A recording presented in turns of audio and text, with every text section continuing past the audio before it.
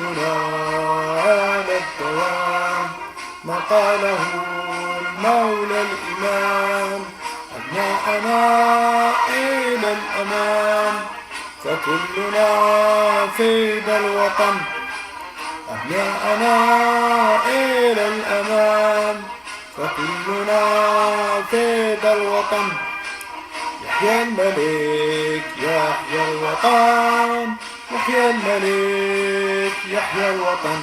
تحدث عن أخطر وأفتك سلاح يمتلكه المغرب.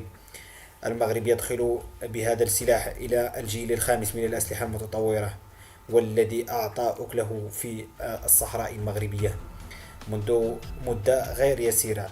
لوحظ إقبال مكثف للمغرب على شراء أسلحة نوعية جد متطورة مع تنويع وتعدد مصادر هذه الأسلحة كما سنذكر في هذا الفيديو، لتأهيل قوته الجوية والبرية والبحرية عبر اقتناء آخر ما يطرح في الساحة العتاد الحربي على مستوى الدولي للحفاظ على الأمن والقومي من مخاطر الإرهاب والانفصال والجريمة العابرة للحدود والقارات، لكن بالدرجة الأولى. ونسطر عن هذه جملة: لكن بالدرجة الأولى للحفاظ على التوازن العسكري في المنطقة.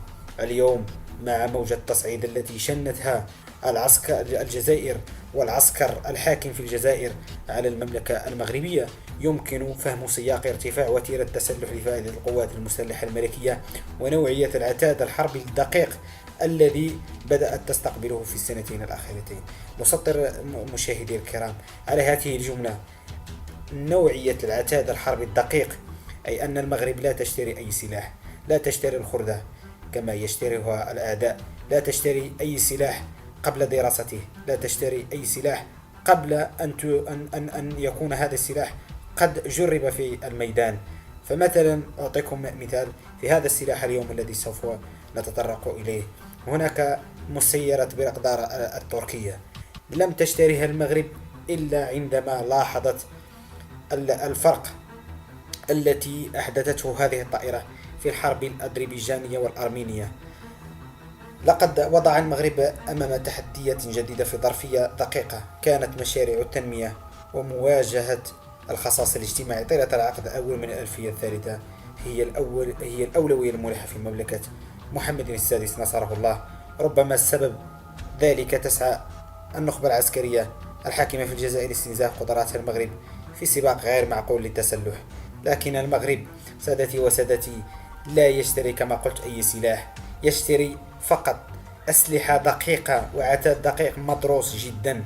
فقد اشترت المغرب مسيرات إسرائيلية المصنفة هي الأولى في العالم من ناحية الجودة، وكذلك الأمريكية التي لا تمتلكها أي دولة إلا أصدقاء وحلفاء الأمريكان، هم الذين يستطيعون شراء هذه المسيرات.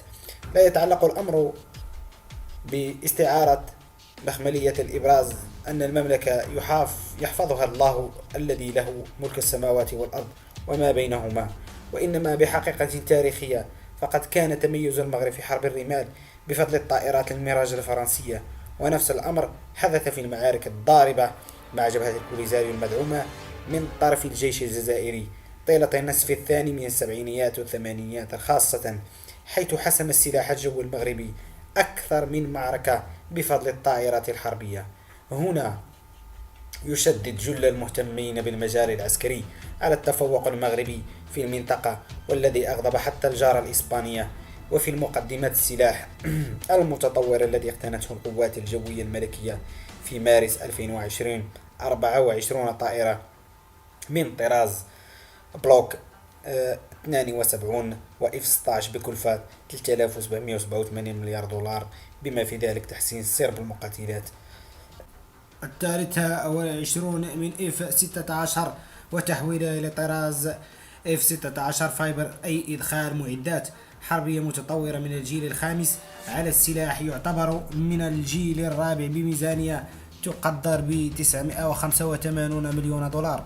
حتى عام 2007 كان السلاح الجوي للمملكة لا يفوق 130 طائرة مقاتلة و76 مروحية. أما في يناير 2021 وإلى حدود الساعة فقد وصلت الطائرات المقاتلة المتطورة إلى 244 وما يفوق ذلك. ولأن ما يملك الجو يملك البر، من يملك الجو ويملك البر. وبحكم أن الفرج في جل الحروب النظامية المعاصرة التي كان يخوضها الجيش المغربي كان يأتي من السماء، فقد قررت الدولة تحديث سلاح الجو المغربي.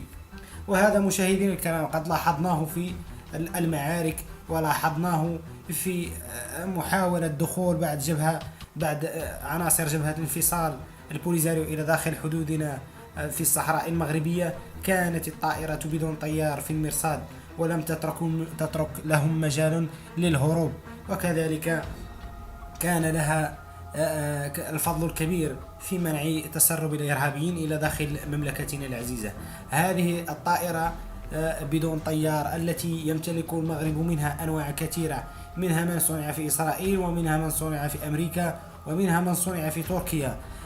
هذه الطائرات لها دور كبير جدا في تصنيف الجيش المغربي ضمن أقوى الجيوش العالمية.